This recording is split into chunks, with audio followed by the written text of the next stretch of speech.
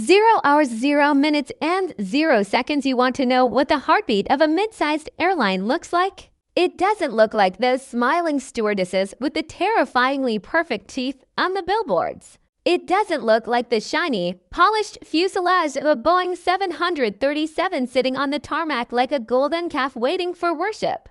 No, the heartbeat of this industry looks like a windowless bunker in Queens that smells like burnt popcorn, anxiety, and the distinct metallic tang of a breakdown waiting to happen.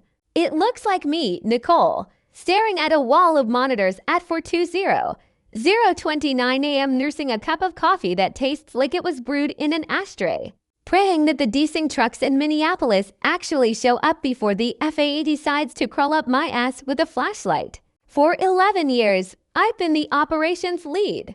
That's a fancy title for professional turd polisher. My job is simple. I take the logistical nightmare of flying metal tubes full of entitled tourists and business brothers across the country, and I make sure they don't crash into each other or get stuck in a holding pattern over O'Hare until 0 hours, 0 minutes, and 56 seconds they run out of fuel and hope. I am the invisible hand. I am the reason your luggage actually makes it to Denver, even if your soul died somewhere over Nebraska. The system we use, it's called Airline. It sounds futuristic, right? Like something Elon Musk would tweet about while high. In reality, Airline is a patchwork monstrosity of code written in the late 90s by a guy named Dave who probably died of a stroke at his keyboard. It's held together by digital duct tape prayers and a series of legacy overrides that I, and only I, know how 0 hours, 1 minute, and 24 seconds to navigate. It's a temperamental beast. You treat it right, you feed it the right data codes, and it hums. You look at it sideways, or God forbid, try to optimize it without asking permission, and it will ground a fleet faster than a pilot failing a breathalyzer. This particular Tuesday started like every other Tuesday for the last decade. I walked into the OCC, the hum of the servers vibrating in my fillings. The floor is covered in that industrial carpet that was probably gray once, but is now a shade of despair beige. I sat 0 hours, 1 minute, and 52 seconds down at my station, the command throne, which is actually just a Herman Miller chair with a broken lumbar support that I stole from HR 3 years ago. Morning, sunshine, grunted heavyset Mike, my shift supervisor. Mike looks like a thumb with a mustache. He was eating a breakfast burrito that smelled like a biological weapon.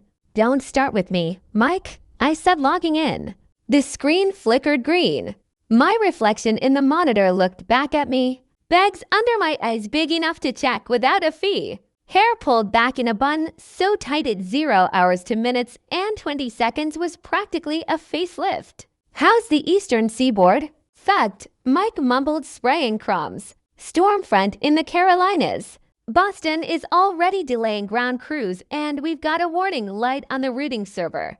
It's the Tuesday update lag, I said, cracking my knuckles. I'll bypass the handshake protocol. Just keep the crews on standby, I typed fast. My fingers know the keyboard better than they know the touch of another human being. That's sad, isn't it? That's the life. You trade intimacy for uptime. You trade 0 hours to minutes and 46 seconds, your youth, for a pension that probably won't exist when you get there.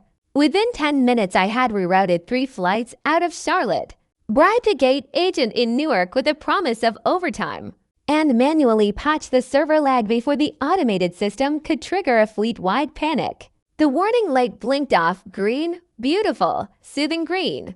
See, people think planes fly on jet fuel. They don't. They fly on the sheer, unadulterated stubbornness of people like me who refuse to let the universe win. The universe wants chaos. 0 hours, 3 minutes, and 13 seconds. It wants weather delays and mechanical failures and pilots sleeping with flight attendants and screwing up the roster. I am the wall against the chaos. By the way, before I tell you how this whole house of cards came crashing down thanks to a pair of Gucci-wearing morons, do me a solid. Hit that subscribe button and give this a like. It's the only dopamine hit I get these days besides watching my enemies fail. It helps the algorithm, or whatever. And frankly, I need the validation because my therapist quit. Okay, back to the grind. I was feeling 0 hours 3 minutes and 41 seconds good. I was feeling like a god of logistics. I had my lukewarm sludge coffee. I had my green screens and I had the illusion of control. But you know what they say about the illusion of control? It's usually shattered by someone with a teeth whitening addiction and an MBA they bought online. At 9 a.m. the door to the OCC swung open. Usually nobody comes in here unless something is burning or someone is fired. The air pressure in the room actually changed. The smell of burnt popcorn was instantly replaced by in 0 hours 4 minutes and 8 seconds aggressive cloud of Santal 33 and entitlement. I spun my chair around, standing there looking like they just wandered off the set of a reality show about people who have never cleaned a toilet, were Blake and Courtney. Blake is the owner's son. He's 32, has the jawline of a superhero, and the business acumen of a ham sandwich. He spent the last 5 years on a spiritual sabbatical in Bali, which I assume is code for doing coke off a surfboard. Now, he was back wearing a suit that cost more than my annual rent.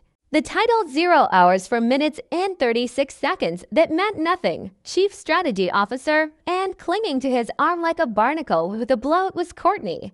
Courtney was a lot. She was a former lifestyle influencer turned operations enthusiast. She had eyes that were dead inside but surrounded by perfect laughs, and she was holding a tablet like it was the 10 Commandments. Nicole, Blake boomed, flashing a smile that was all veneers and no warmth. Just the lady we wanted to see. My stomach dropped.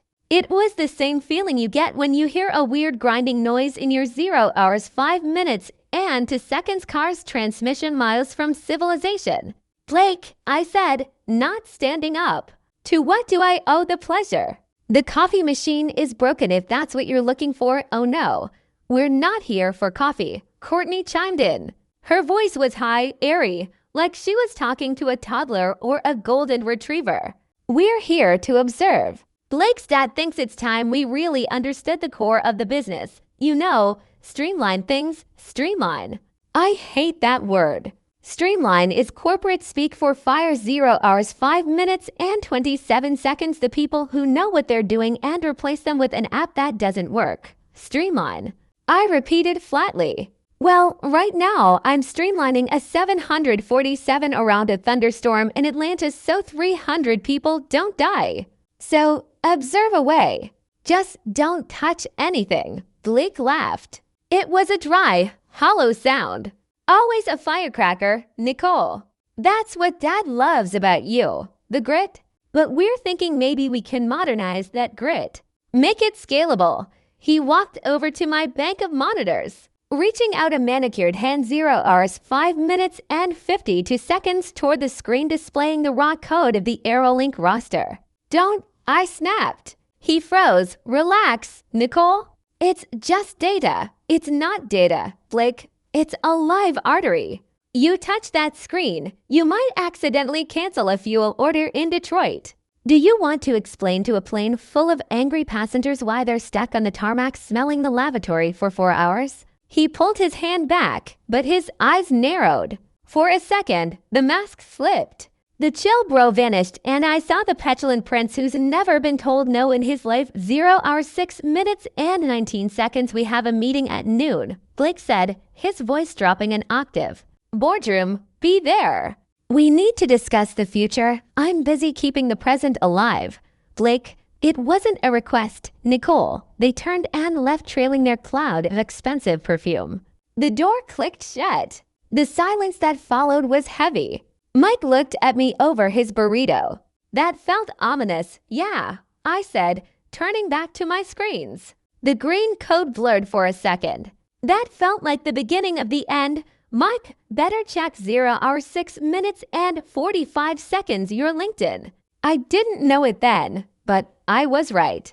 A storm in the Carolinas was nothing compared to the shitstorm that had just walked out the door. I walked into the boardroom at noon sharp. The room was mostly glass overlooking the hangar. It was a cruel architectural joke. The suits could look down at the mechanics busting their knuckles and sweating grease while sipping their sparkling water. It was like a zoo exhibit for the working class. The founder, Old Man Henderson, wasn't there. That was the first red 0 hours 7 minutes and 10 seconds flag. Henderson was a dinosaur, a man who built this airline with a single Piper cup and a lot of questionable loans in the 70s, he shouted. He drank scotch at 10 a.m., but he respected the hustle. If Henderson was absent, it meant the asylum was officially being run by the inmates. Blake sat at the head of the table. Courtney was to his right, typing furiously on her tablet, probably updating her girl boss Pinterest board. The rest of the table was filled with the terrified faces of middle management. People who had 0 hours 7 minutes and 37 seconds mortgages and kids with braces and were currently calculating how long their severance would last. Okay team, let's pivot, Blake announced as I sat down. He didn't even look up.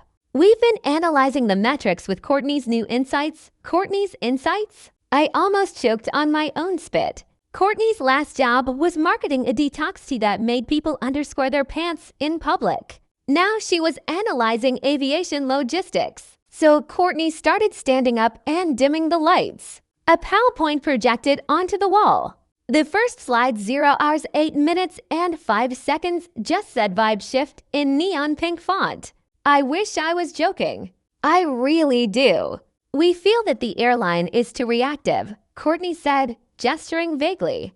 Ops is always putting out fires. We want to be proactive. We want to use AI to